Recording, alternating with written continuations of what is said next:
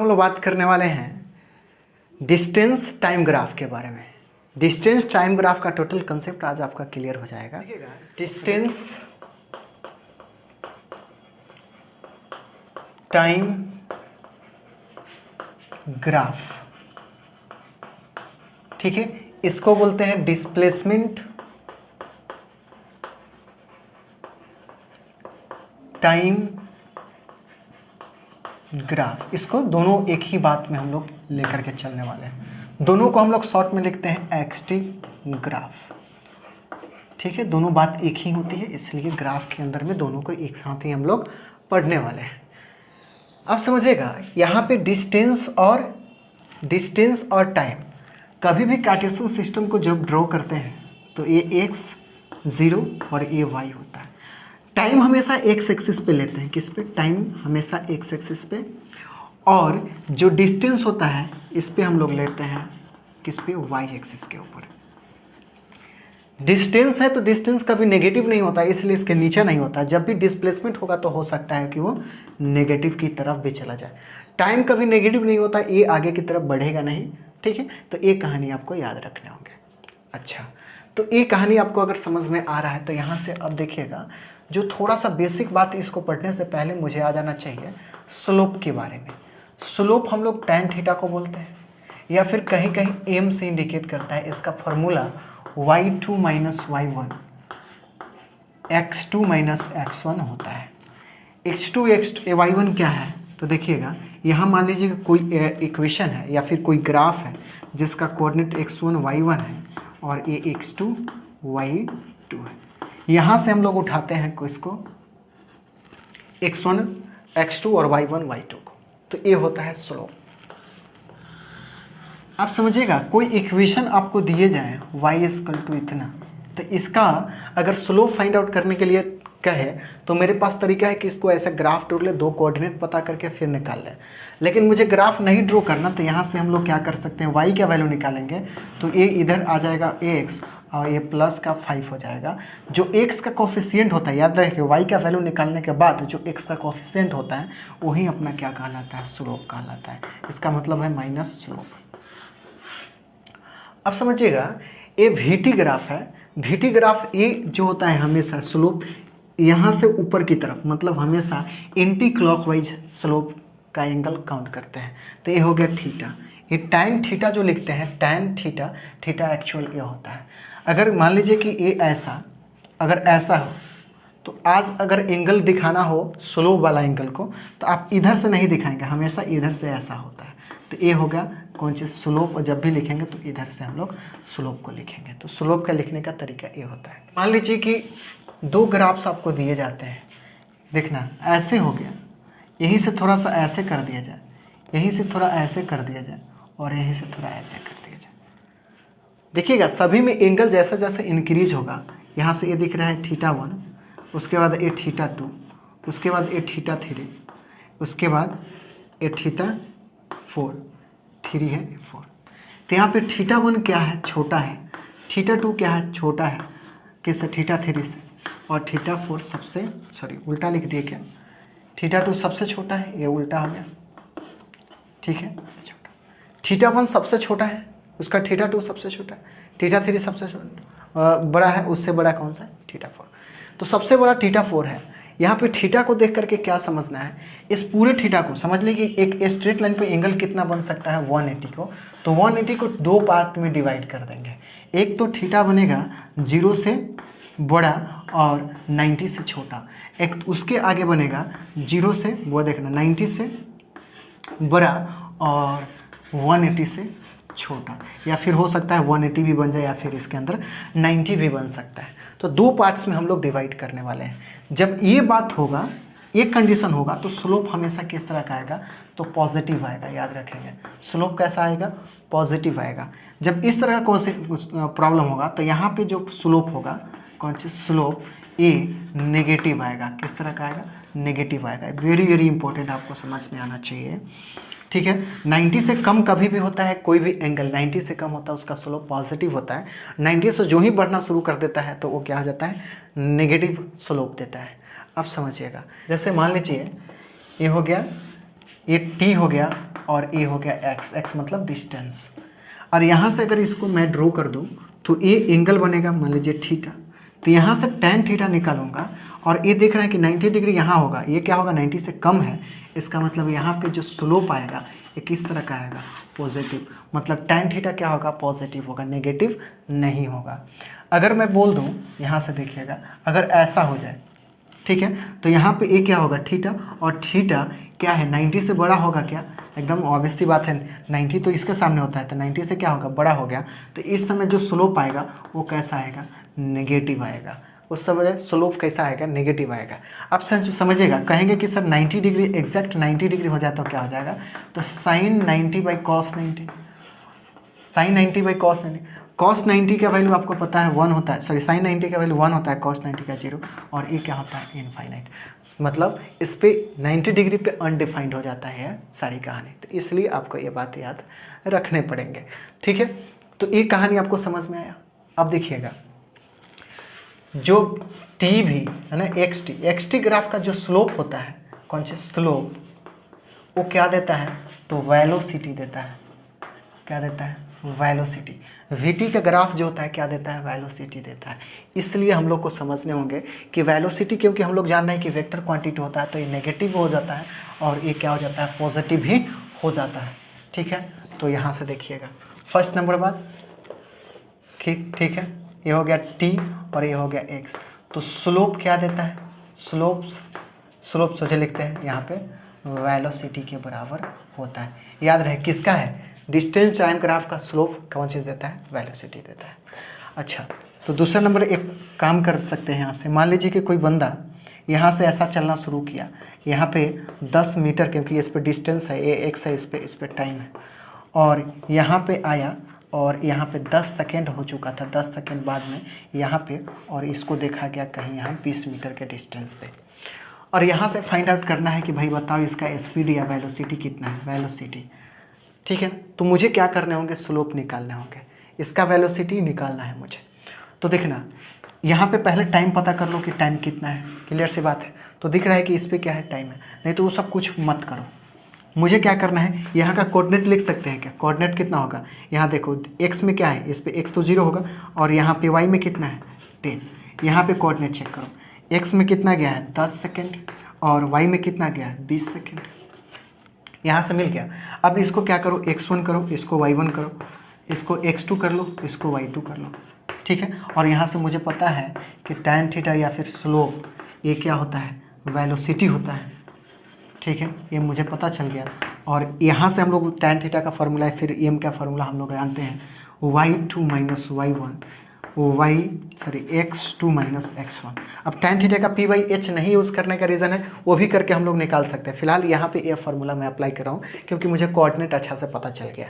तो देखिएगा y2 कितना है अपने पास 20, y2 कितना है 20, और y1 कितना है अपने पास -10 बाई x2 कितना है 10 माइनस x1 कितना है तो 0। अब देखना हुआ ये कैसा है, ये ऐसा है, मतलब इसको ऐसा ले लो तो 90 डिग्री से कम है, मतलब वेलोसिटी कैसा आएगा, पॉजिटिव आएगा। इसका मतलब इसको माइनस करो 10/10, कैंसिल करेंगे 1 मीटर पर सेकेंड इसका स्पीड होगा ऐसे, ठीक है ना। मतलब 1 सेकेंड में 1 मीटर डिस्टेंस वो ट्रैवल करता है। ये कहानी आपको निकालने होंगे। अब देखना ये तो हो गया, ये फार्मूला अप्लाई करके tan theta equal to p/b भी होता है, इसको भी अप्लाई करके आप निकाल सकते हो। उसके लिए क्या करना होगा, देखना होगा ये कितना है, ये लेंथ यहाँ से यहाँ टाइम तो 10 है, और ये मुझे पता करने होंगे। तो ये कैसे पता चलेगा, टोटल यहाँ से यहाँ कितना है 20, और यहाँ से यहाँ 10 है, तो 20 में से 10 माइनस करेंगे तो ये क्या हो जाएगा 10।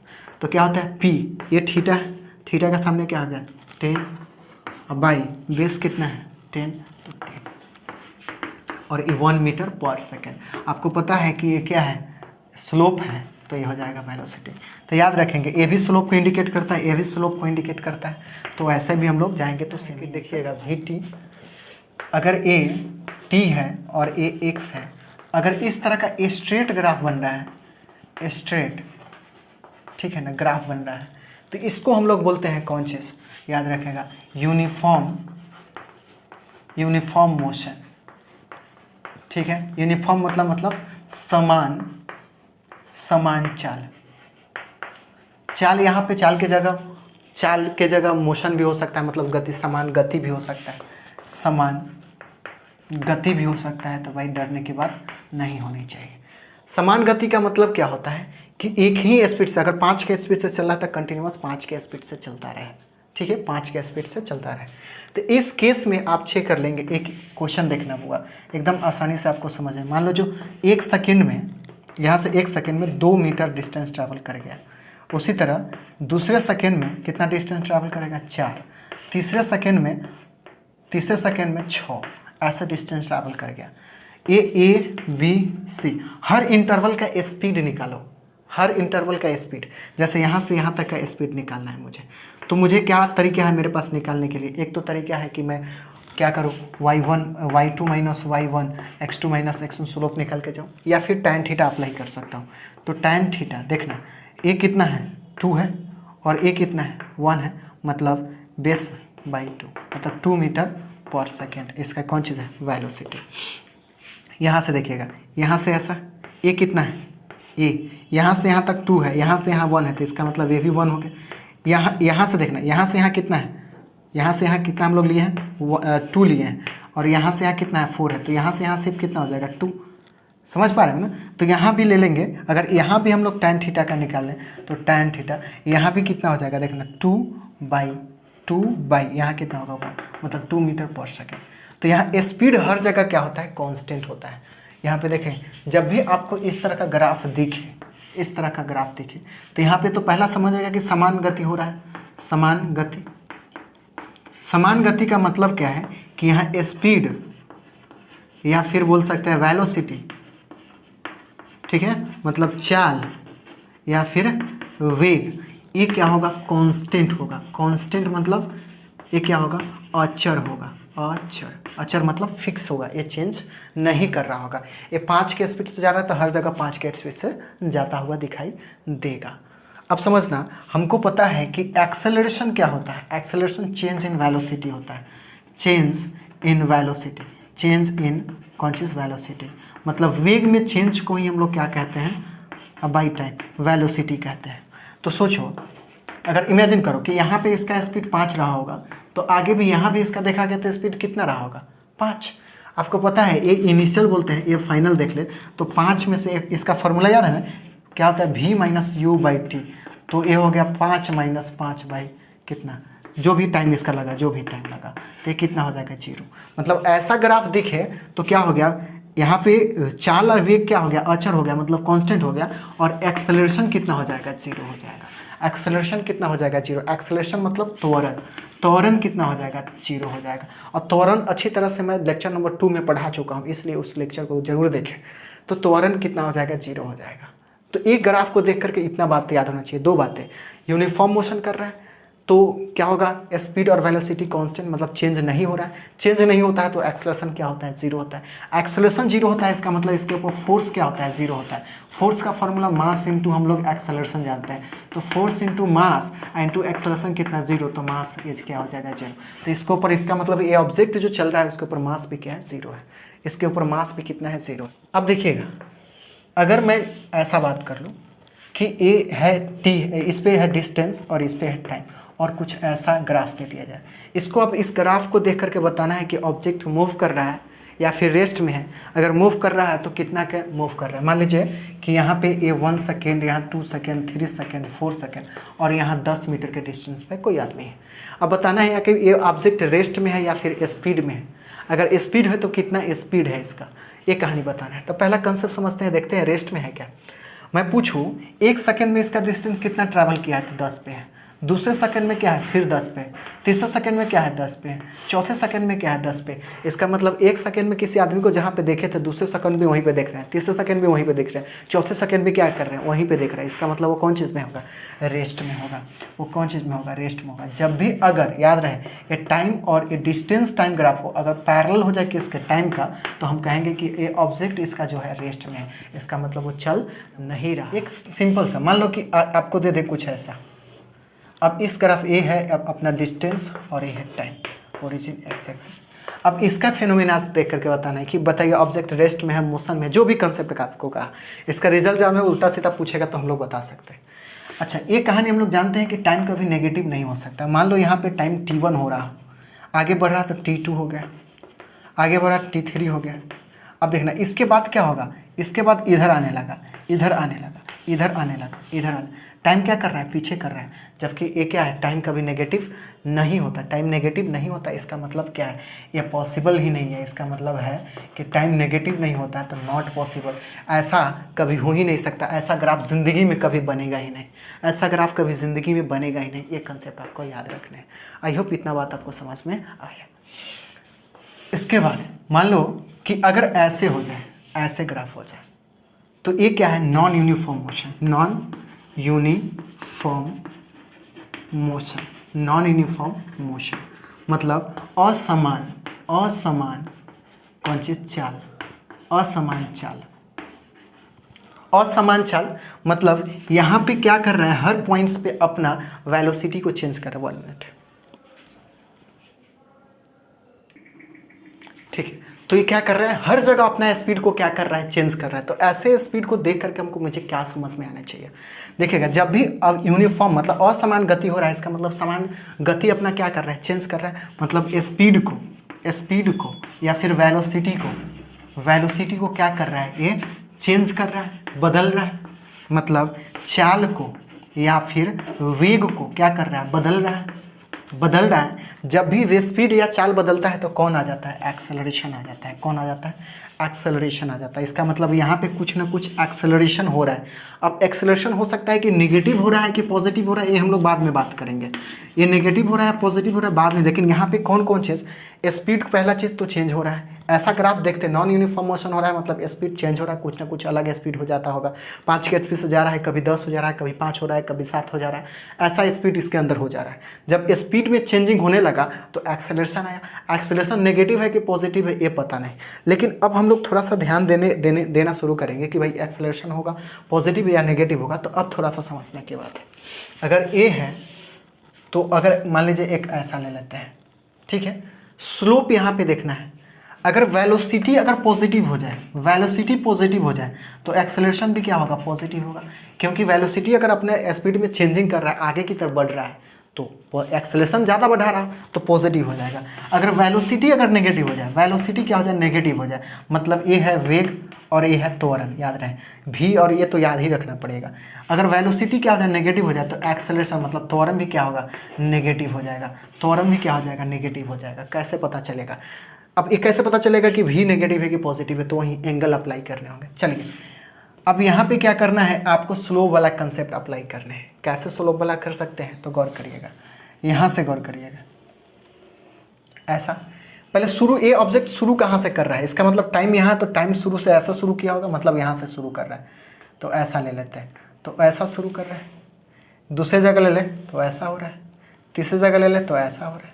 अब समझिएगा ये एंगल कितना है, पहला चीज़ एंगल कितना है, 90 से ज़्यादा है क्या, ये थीटा इसका क्या है, 90 से थीटा क्या है, ज़्यादा है, थीटा 90 से ज़्यादा है। इस केस में 90 से ज़्यादा होगा, इस केस में 90 से ज़्यादा होता है। जब 90 से ज़्यादा एंगल बना रहा होता है स्लोप, तो मुझे पता है कि वेलोसिटी क्या होता है, नेगेटिव होता है। वेलोसिटी नेगेटिव है मतलब इस केस में एक्सेलरेशन भी कितना है, नेगेटिव में होगा। ये एक्सेलरेट कर रहा है, कर्व दिखा तो एक्सेलरेट तो कर रहा है, लेकिन क्या कर रहा है, नेगेटिव। नेगेटिव मतलब क्या, अपने स्पीड को कम कर रहा है। अपने स्पीड को जैसे 20 के स्पीड से जा रहा है तो स्पीड करके 8 लाया, 9 लाया, ऐसे कम कर रहा है अपने स्पीड को। इसको नेगेटिव साइन यही चीज़ शो कर रहा है। ये स्पीड अपना क्या कर रहा है, स्पीड हुआ ये नेगेटिव है, स्पीड नेगेटिव है तो एक्सेलरेशन भी नेगेटिव कर रहा है। इस केस में चेक कर सकते हैं। मान लो कि इसको आगे बढ़ा, शुरू कहाँ से कर रहा होगा, यहाँ से। यहाँ पे ये देख लेना, ए एंगल, उसके बाद ए एंगल, उसके बाद ए एंगल, उसके बाद ए एंगल। अब यहाँ पे हम मुझे चेक कर रहे हैं, यहाँ पे तो एंगल क्या है, angle angle angle continuous angle क्या है, पहला चीज़ तो वेलोसिटी, क्योंकि एंगल 90 से कम है तो वेलोसिटी तो प्लस में होने वाला है। वेलोसिटी क्या है, प्लस में होने वाला है। लेकिन ध्यान देना है, एंगल कंटिन्यूअस क्या कर रहा है, डिक्रीज कर रहा है। एंगल कभी भी कंटिन्यूअस डिक्रीज कर रहा हो, इसका मतलब क्या है कि यहाँ पे वेलोसिटी जो होगा अपने स्पीड में कमी कर रहा है, अपने स्पीड में कमी कर रहा है। तो पहला चीज़, इस एंगल को सिर्फ देख करके आप इतना समझ लीजिए कि वेलोसिटी प्लस में है। जब वेलोसिटी प्लस में है तो एक्सेलरेशन भी अपने पास क्या होगा, प्लस में होगा। ठीक है, इतना बात मुझे समझ में आ रहा है। अब समझिएगा, इसी ग्राफ को थोड़ा सा ऐसे ले लेते हैं। कैसा, तो ऐसा, ऐसे अगर ले लें तब क्या होगा, तो देखिए शुरू यहाँ से क्या होगा, यहाँ पे एंगल बढ़ा, एंगल क्या और बढ़ा, एंगल क्या और बढ़ा, एंगल बढ़ रहा है। इसका मतलब इस समय वेलोसिटी कौन चीज़ में है, नेगेटिव में है, और एक्सेलरेशन भी क्या हो जाएगा, नेगेटिव, मतलब एक्सेलरेट अपना स्पीड कम करता रह रहा है, कम करता रहा है। अब इसी ग्राफ को देखिएगा, ऐसे उलट दे, मैं क्या कर रहा हूँ, ऐसा था ना, ऐसा ही था, नहीं ऐसा कर देता हूँ, ठीक है, ऐसा नहीं लिए थे कैसे। तो यहाँ से देखिए ये हो गया, इसके बाद यहाँ पे टेंजेंट डाल, हर जगह क्या करिए टेंजेंट डाल के देखिए, ये एंगल क्या कुछ कम है, उसका और भी कम, उसके बाद सॉरी और ये कम है, और भी ज़्यादा, और भी ज़्यादा। तो ऐसा केस में फिर से क्या हो रहा है, वेलोसिटी एंगल निकालेंगे तो वेलोसिटी कौन चीज़ में होगा, नेगेटिव में होगा, नेगेटिव में होगा तो कहानी फिर से क्या करने वाला है, एक्सेलरेशन को भी नेगेटिव कर देने वाला है। तो एक्सेलरेट कब करेगा, तो एक्सेलरेट बुआ इस केस में क्या कर रहा है, एक्सेलरेट कर रहा है। कैसे पता चला, यहाँ से चेक करो, ये एंगल है, अब जैसे एंगल जा रहे हैं तो क्या हो रहा है, बढ़ रहा है, एंगल क्या कर रहा है, बढ़ रहा है। और कभी 90 डिग्री से ज़्यादा नहीं होगा, ठीक है ना, 90 डिग्री से ज़्यादा नहीं हो रहा, तब यहाँ पे क्या होगा, वेलोसिटी भी प्लस में हो रहा है। एंगल देख रहा है, यहाँ पे एंगल जितना है, मान लो 1 है, एंगल 2 है, तो एंगल 1 क्या है, छोटा हो जाएगा, उसके बाद थोड़ा सा एंगल बढ़ा, लेकिन 90 से दोनों छोटा ही है, तब यहाँ से ये बन सकता है। तो एक्सेलरेशन भी यहाँ क्या हो जाएगा, प्लस हो जाएगा, एक्सेलरेशन भी प्लस में, इसका मतलब यहाँ पे स्पीड बढ़ रहा है, यहाँ पे स्पीड बढ़ रहा है तो एक्सेलरेशन बढ़ रहा है, ठीक है, यहाँ पे घट रहा है, घट रहा है, घट रहा है। तो आई होप इतना कहानी आपको समझ में आया है। तो ग्राफ को कभी भी स्लोप से देखें, स्लोप अगर समझ में आता है तो सारी कहानी समझ में आए। फिर मिलते हैं हम लोग नेक्स्ट